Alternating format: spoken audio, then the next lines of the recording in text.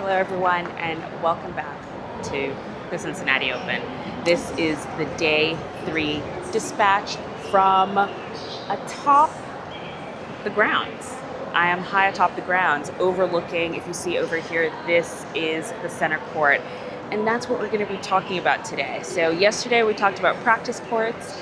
Today we're talking about show courts. Now, there are 4 different show courts at the Cincinnati Open. There's the center court right here.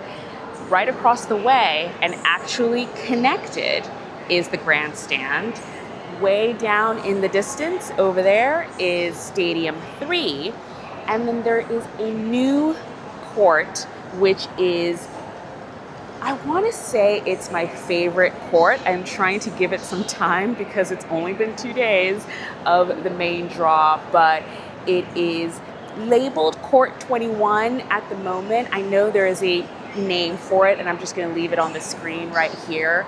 And it's just gorgeous. It's a gorgeous, gorgeous court. It's one of the new additions to the ground this year, and it's a sunken court, kind of like Court 10, which is a court that we'll be talking about probably tomorrow. But today we are talking about the show courts and what they're like here on the grounds of the Cincinnati Open.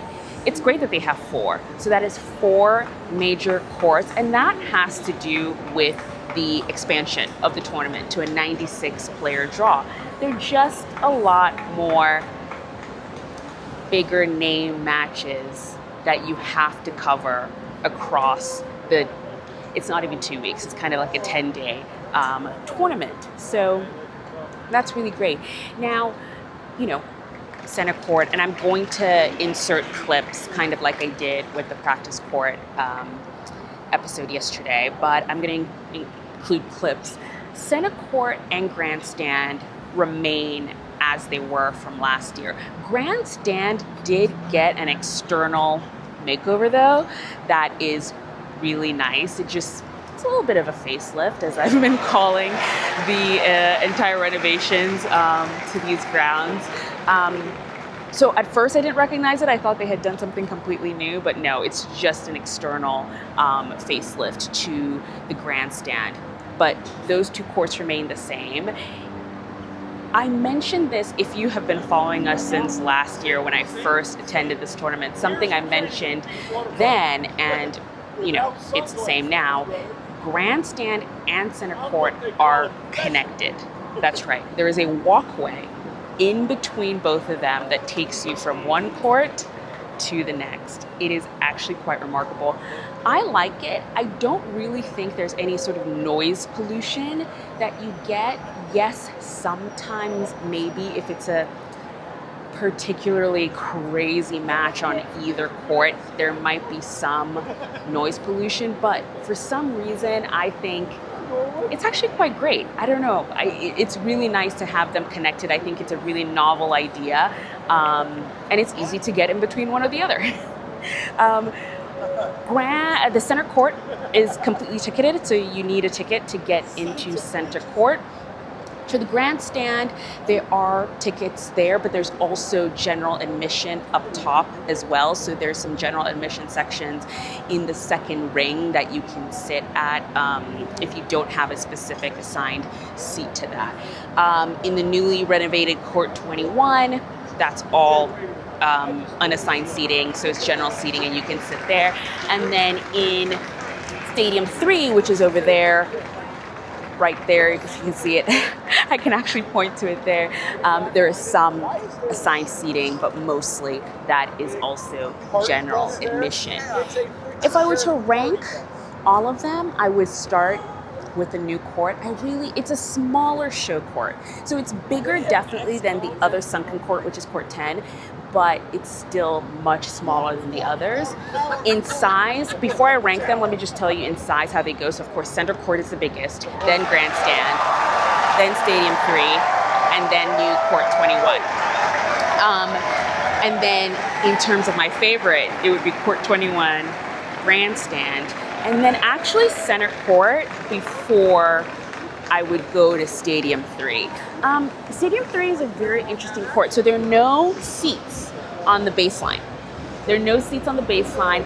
There is a walkway on one side of the baseline, but most of the seating is on the side. So it's very interesting. There's no option to sit at the baseline, which arguably is the best. Those are the best seats in the house. If you're sitting at the baseline and you can see the entire court and you can see the entire match, basically, where the ball is going, how the ball is moving, that's the best viewing. So Stadium 3 is actually really one of my least favorite courts on the grounds because it just doesn't have that specific, element of it.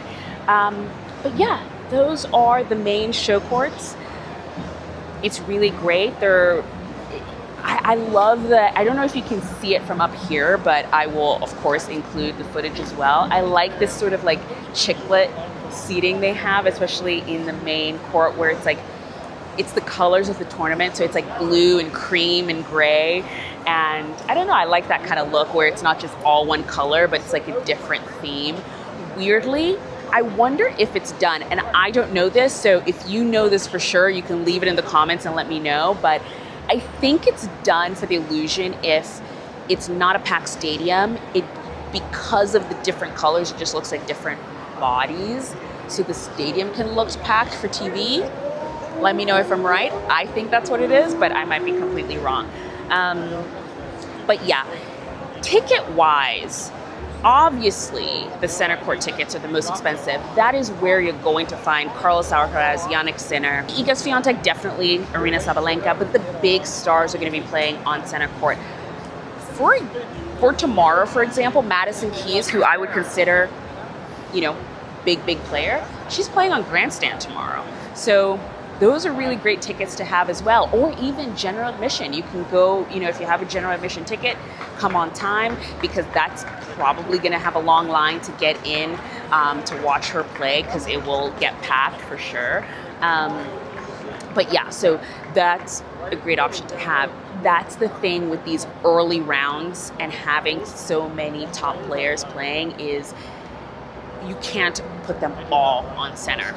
You will find a top player on a grandstand or an outside court. And because they have 4 of them, there are options for you to see them outside of just the center court. Viewing wise, there are some blind spots, I would say, in center court, especially. Like, it's a very interesting shaped stadium, so it's not completely oval. Like, on one end of it, there are all these like sort of hospitality suites that jut out. So if there are some areas of it that you have to be careful when you're looking at the map to maybe not get that seat, because you might be blocked by, it's a partial viewing kind of situation. There are some shaded areas as well, and we should talk about that. Let's get to the weather. It's been great. The weather's been awesome. It's been sunny, but it's been hot and humid. Everyone always, looks to Washington, D.C. as the hot and humid place, and it is. It really is. But for some reason, there are trees, there's shade, there's places to hide. The Cincinnati Open is just so open. There is something so vast and flat about it that the heat just feels so different here. I think in the press today, I kept asking all the players, like, how are you guys doing? How are you playing tennis in this weather? All of them were doing pretty fine. I mean, they did mention that, yes, it is hot, but they all train in Florida in the humidity. They're fine. But I just couldn't stay out here that long. I would pop out for a few minutes. I would pop back in for the air conditioning. I would pop back out. I would pop back in. If I was coming here as only a, fan just to watch tennis, I would only buy night session tickets. It's rough during the day, and there are very few places that you can get shade. Now, right behind me here is sort of the fan zone area where you can kind of sit, there's food and whatever, and there's a lot of umbrellas and things like that. And I guess, yes, you can watch the tennis on the TV, but in terms of being on court, watching in a seat, a lot of the seating is out in the open. There are definitely sections pretty much in each stadium I've just talked about where there's a little bit of a lip and a shade. And if you're watching on TV, watch for this, where all of a sudden you'll look and it's like one side of the stadium is completely empty and then the other side is like full, because that's where the shade is. So yeah, definitely something to look out for. I feel like for the Cincinnati Open, I would totally be a night session person. It is gorgeous out right now. And obviously, we're at the night session. So yeah, those are the short courts.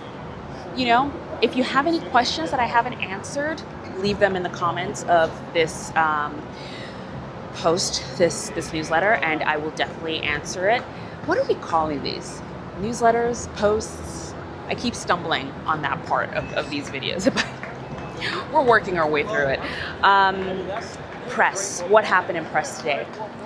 Ajla Tomljanović came in. She's doing great. Really, she talked about sort of not like putting pressure on herself anymore to do well. I kind of talked to her about the rise of all of these new, you know, young teenagers. Every time you look around, there's now another Victoria Mboko coming up, and what that means for a player like her who's been around for a while. You're trying to get back to the top, and here is yet another teen. And her answer was really great. I will put the audio of it in the body of this newsletter. Also talked to Maria Sakkari, who, like literally every player we have talked to in press, loves the renovations of this tournament. They cannot get enough of talking about how awesome their player area is and just all the amenities that they have, the gym, the physio area, everything. They're loving every inch of it. She said there is nothing bad that she can say about the renovations, which is remarkable. Like, usually you can say something is off, and they love every moment of it, which is really, really great. She loves the food, especially there. Talked to Ethan Quinn. He got through his first match today. Did not realize he's actually been sick for a bit. He said at the end of the match he felt a bit dizzy, but he was able to get through in straight sets, luckily, because he didn't think going 3 was going to be great at all. Who else came through press today? Caroline Garcia came through press. Unfortunately, the audio is very bad. Something got mixed up with my audio, so the audio is very bad, but it was actually a very interesting presser. She is so content. She is so content to be a retired tennis player. She's done with the sport. She just doesn't have any more to give, really. And she's so content with that and not, you know, she says, like a lot of people say she's like young and like why she's stopping so early. And she's like, I gave it all I could. I've done what I wanted to do and I'm very happy. And she's very happy doing all the other things that she's doing now, namely her podcast. She's really excited about that. She really loves it. I talked to her about the rise in player podcasts. She kind of was the first to get out there with her podcast. And I asked her, like, what does she think is happening with that, you know, with players wanting to almost speak for themselves versus, you know, speaking through media or things like that. And she definitely agreed with that sentiment. She said a really great line, which I love, and I almost, you know, definitely gonna take that one to heart and keep it with me. But she said, you know, if other people are doing what you're doing, it's probably because you're successful at it and it's something good. So, you know, copying is almost the biggest form of flattery. Basically, that's what that is. Yeah, I think that's pretty much it. I hope I haven't forgotten anyone else we talked to in press, but man, oh man, does it all kind of run together. Oh no, I can't forget about Lulu Sun. Lulu Sun was a revelation today. You know how you just know of a player and then finally you get to talk to them and you're like, you're awesome. That's Lulu Sun.